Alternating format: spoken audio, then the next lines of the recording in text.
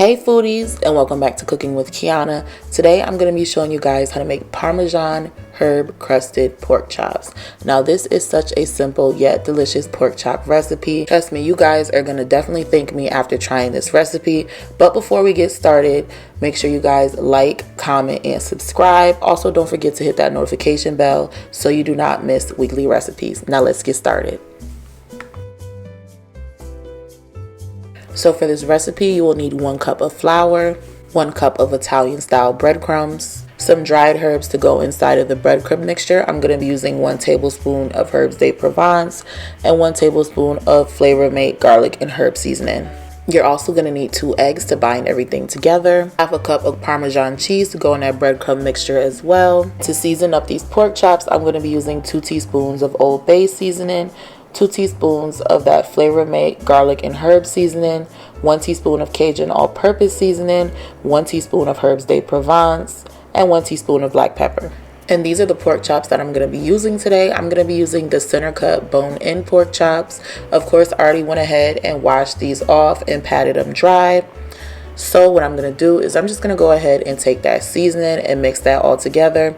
Once that seasoning is well combined, we're going to go ahead and season this, and we're going to make sure we hit the front and the back.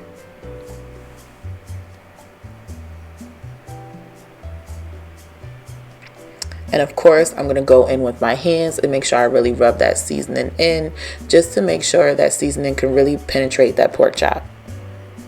At this point, you want to go ahead and flip that over, and we're just going to repeat those same steps on the other side. So now that we are done seasoning our pork chop, we can move on to our egg wash. So in a separate bowl, you're just going to go ahead and crack 2 eggs. And then you're just going to go ahead and give that a good whisk until that is well combined.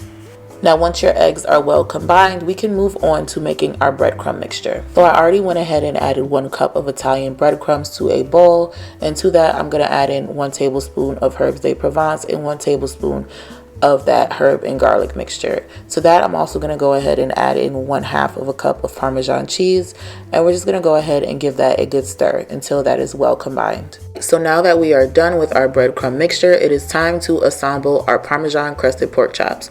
So first, you're going to start off by placing it in that flour, shake off that excess, and then we're going to dip that directly into our egg wash. And then we're just going to make sure that is fully coated. Once we got that coated all over, we're just going to go ahead and dip it into our breadcrumb mixture. And you just want to make sure that pork chop is fully coated in that breadcrumb mixture. Make sure you flip that over and you get both sides. And then you just want to go ahead and place that in a plate. And then you're just going to repeat the same steps. So we're going to go to the flour. Then we're going to dip it in that egg wash. Make sure it's fully submerged. And then we're just going to go ahead and dip it in that breadcrumb mixture and make sure it is fully coated. And then we're just going to go ahead and place that to the side.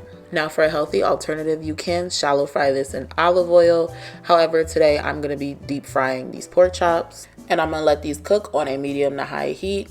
Or you want to make sure your temperature is at least at 350 to 360. And we're going to let this cook for about 7 minutes on one side. Once that is done, we're going to flip that over and we're going to cook it for an additional 7 minutes.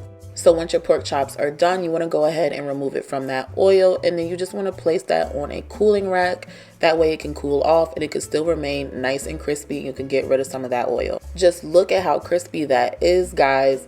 And you can see all the different herbs in there and seasonings. And then you got that Parmesan crusted crust. Just so many different delicious flavors in this dish.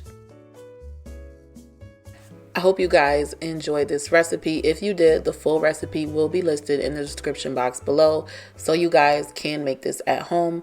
When you guys do make this at home, make sure you guys leave a comment below. Let me know how the recipe turned out. I just love to hear y'all feedback on my recipes. Thanks for watching, and I will see you guys in the next recipe.